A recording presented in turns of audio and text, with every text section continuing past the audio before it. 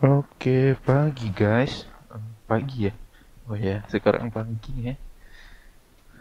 Nah, perkenalkan gue vlogger baru, nama gue Fikri. Gue penunggang All New CB 150. Nah, di pagi ini gue oh ya, sebelumnya ini vlog pertama gue ya. Ya maaf kalau kata-kata gue amburadul dikit. Gue orang Sumbar. Nah, gue dari kota Padang Panjang. Nah, kali ini gue mau ngasih tips, sedikit tips. Ya, paling satu atau tiga buah tips lah di tentang motor bekas. Nah, bagi teman-teman yang punya, maksud gue bagi teman-teman yang punya dana lebih sih, gue anjurin aja buat beli motor baru. Cuman buat teman-teman yang ya dananya terbatas, cuman pengennya motornya masih bagus, kalau buat gue sih motor bekas juga nggak masalah sih. Oh ya, sebelumnya ini sarung tangan gue ketinggalan di kantor. Dan gue biasanya pakai sarung tangan. Jadi hari ini gue agak kurang safety buat riding. Nah, tips yang pertama yang mau gue kasih, tips pertama buat teman-teman,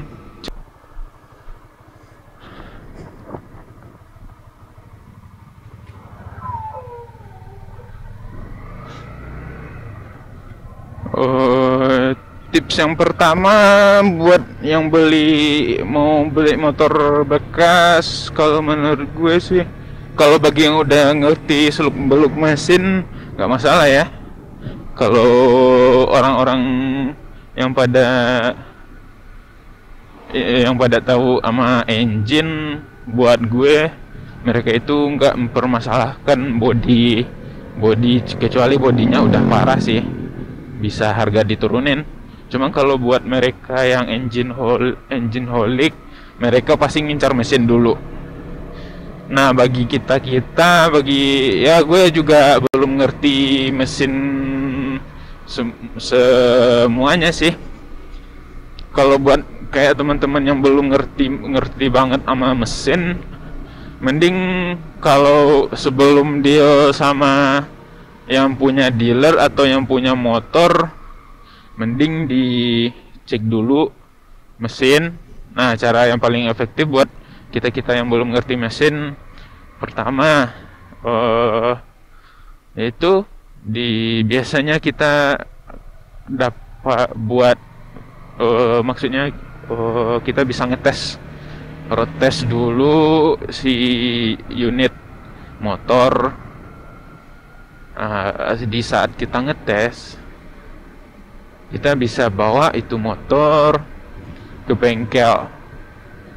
Biasanya kalau buat road test sih, kalau yang buat dikenal, misalnya dari tangan ke tangan, bukan dari dealer ke si itu ya, si pembeli. Biasanya buat beli dari tangan ke tangan, kita biasanya dapat mencoba unit dengan road test. Nah, kita bawa deh sambil road test, sambil ngetes motor, kita bisa bawa ke bengkel terdekat ya. Nah, di saat di bengkel, kita minta aja mekanik buat ngecek apa aja sih. Yang kadang di motor bekas itu, setelah kita pemakaian baru kita tahu mana-mana aja yang rusak.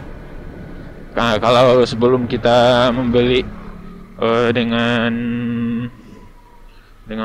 dengan si pembeli atau dari pihak penjualnya, maksudnya gua. Nah kita aduh.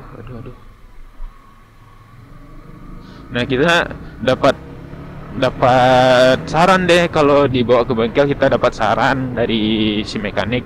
Nah ini bisa, nah ini nggak masuk buat dijual katanya.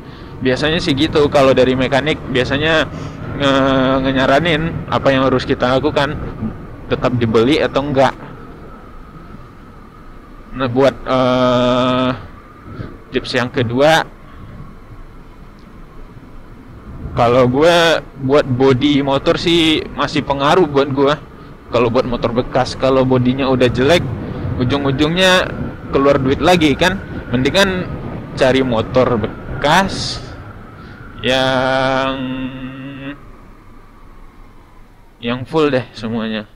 Dari segi mesin bagus, dari segi body bagus. Nah yang buat gue, buat motor, kalau gue nyaranin lagi, periksa rangkanya deh. Kadang motor itu habis tabrakan dan rangkanya sama yang di STNK umumnya ada yang ditukar. Soalnya itu motor udah kecelakaan parah, ujung-ujungnya ganti rangka itu biasanya. Atau ketahuannya nanti kalau rangka motor udah nggak bagus, biasanya udah dilari atau di kecepatan sekitar 60 sama 70. Itu sasis motor nggak akan bekerja dengan bagus. Biasanya motor agak apa ya, udah nggak stabil di kecepatan 60 sama 70 itu. Motor udah nggak stabil lagi buat diajak kencang. Nah kemudian tips yang ketiga, perhatiin elektroniknya, lampu-lampu, speedo, kinerja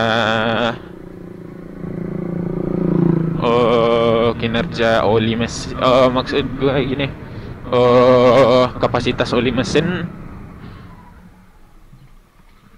Nah kalau bisa, kalau itu motor dari tangan ke tangan, usahain minta buku panduannya ya.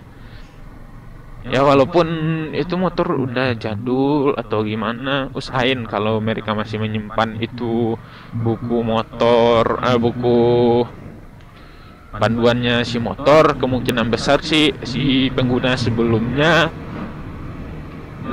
selalu memperhatikan kondisi motor, selalu servis, selalu pokoknya yang biasanya sih, kalau buat yang gue tahu, kalau mereka punya buku panduan sampai udah sekian tahun mereka pakai motor, tetap masih menyimpan buku panduannya, kemungkinan besar sih mereka selalu ngerawat itu motor. Nah mungkin itu aja ya tips dari gua. Ya walaupun tipsnya nggak karuan ya, ini di suasana puasa, perut kosong, suhu dingin, yang ngaco deh. Ada yang ketinggal-tinggal, ya nggak karuan deh, mohon maaf sebelumnya. Nah demikian vlog pertama gue gue belum namain sih nama vlog, motovlog gue. Ya mudah-mudahan lah dalam beberapa hari ke depan gue nemuin mana yang bagus buat gue sih namanya. Atau bantu dong buat kasih nama di komen. Nah jangan lupa subscribe and share, like and share di akun gue.